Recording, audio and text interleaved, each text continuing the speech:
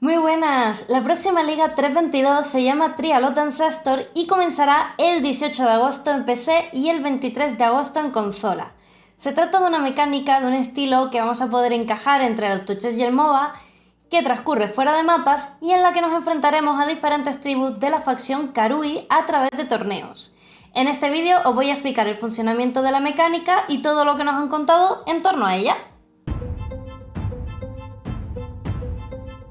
De forma similar a las Rogue Markers en Haze, en esta mecánica tendremos Silver Coins, una currency que sirve como moneda de cambio y como puerta de acceso a la zona de la mecánica. En la zona de la mecánica tendremos un total de 11 NPCs.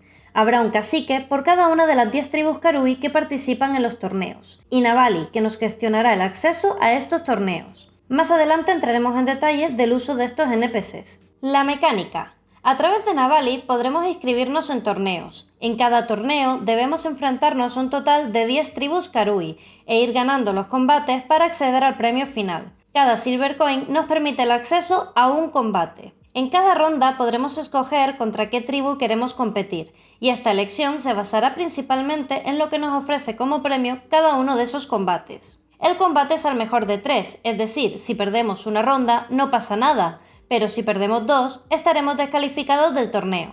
Debemos ganar 2 rondas para conseguir el drop correspondiente más una cierta cantidad de favor de esa tribu.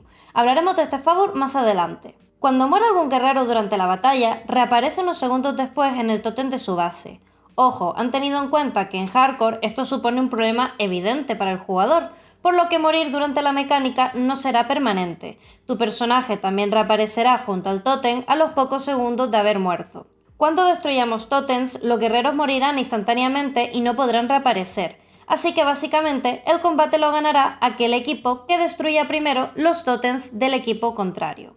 Antes de comenzar el combate, podremos configurar nuestro equipo y colocar una serie de ítems por el campo de batalla que nos ayudarán una vez comience la pelea. Podremos visualizar la composición del enemigo para poder escoger la mejor estrategia contra ellos. Cada tribu tiene sus fortalezas y debilidades, y debemos conocerlas para adaptarnos a la situación. Una vez pulsemos el botón de Start, apareceremos en la arena y lucharemos junto a nuestros guerreros, que se moverán según el rol y la posición que le hayamos asignado, defensa, flanqueo, etc. Inicialmente comenzaremos un torneo con 3 guerreros, pero a medida que ganemos combates podremos reclutar guerreros, comprarles equipo y conseguir ítems de campo, Fields Items. También comentaron que si vas en party, todos tus compañeros podrán participar en el combate junto a tus guerreros.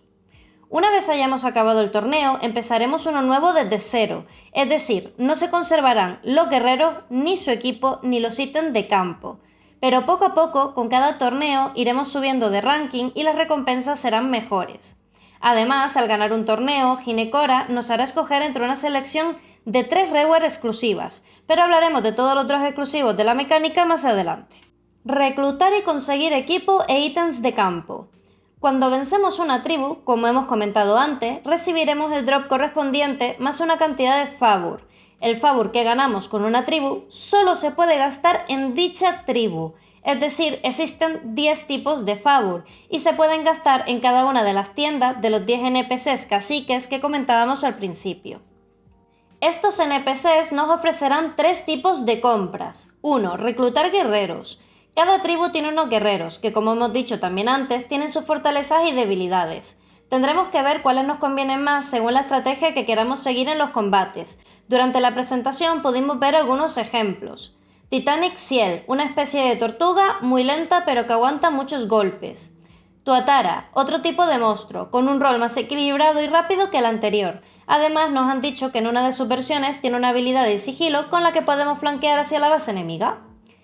The Goliath of Might, un guerrero que funcionará muy bien para ir en la línea central e interceptar a los enemigos que están persiguiéndonos, aunque también puede cubrir otras funciones.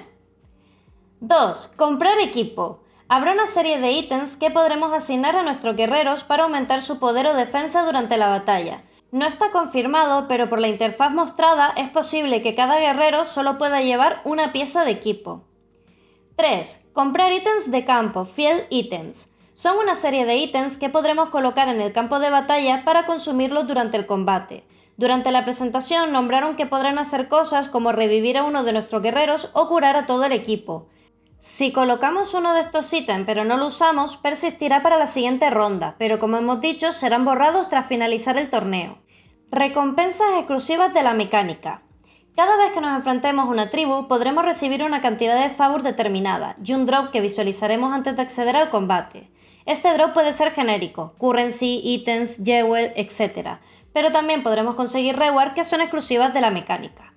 Una de esas recompensas exclusivas son los status. Los status se aplican a los nodos de atributos del árbol de pasivas de nuestro personaje, reemplazando el bonus otorgado por otro stat que nos pueda resultar más útil. Los más comunes se consiguen ganando combates y solo pueden ser aplicados en nodos pequeños de atributos, los de más 10. En los ejemplos mostrados no se muestran límites en la cantidad que podemos aplicar a lo largo de nuestro árbol de pasivas. Conseguiremos versiones menos comunes al ganar torneos a través de Ginecora. Cada una de las 10 tribus Karui tiene un ítem único exclusivo asociado, que podremos ganar también combatiendo contra cada una de ellas. Han comentado que serán recompensas poco comunes y nos han mostrado algunos ejemplos. Por otro lado, Ginecora, de Goddess of Death, nos ofrecerá escoger entre 3 recompensas al ganar un torneo. Podrá ofrecernos únicos exclusivos, status menos comunes, omens o incluso un Ginecora's Locks. A continuación vamos a detallar esto. Ginecora tiene un total de 4 únicos relacionados, pero por ahora solo hemos podido ver uno de ellos. Como hemos dicho, Ginecora tiene una selección especial de tatus. Estos solo pueden ser aplicados en una notable del atributo correspondiente, los que otorgan más 30. Al ser bonus más potentes, estarán limitados a un tatu por atributo, es decir, no podemos, por ejemplo, reemplazar 2 notables de más 30 inteligencia, pero sí una de más 30 inteligencia y otra de más 30 de strength. Ginecora también podrá ofrecernos un nuevo tipo de ítem llamado Omen, que se parece bastante a las profecías que teníamos hasta hace relativamente poco en el juego. Los Omens se colocan en nuestro inventario, esperando a que la condición definida en el ítem ocurra. Cuando esto pase, el Omen será consumido y se aplicará el efecto indicado en el Omen. Solo podemos consumir un Omen por área de combate, por lo que no tendrá sentido llevar más de uno en nuestro inventario. Los Omens no solo serán una pequeña ayuda a lo largo de los mapas, sino que también habrá algunos que afecten en otro tipo de situaciones, como este que mostramos aquí, que nos permite asegurar que la siguiente base de ítem en la que usemos un Oros Chance se convierta en un único, siempre que sea posible.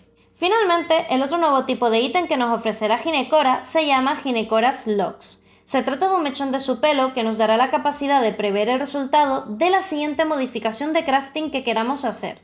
Esto significa, por ejemplo, que podremos ver si vale la pena usar un Exalted en un ítem o no.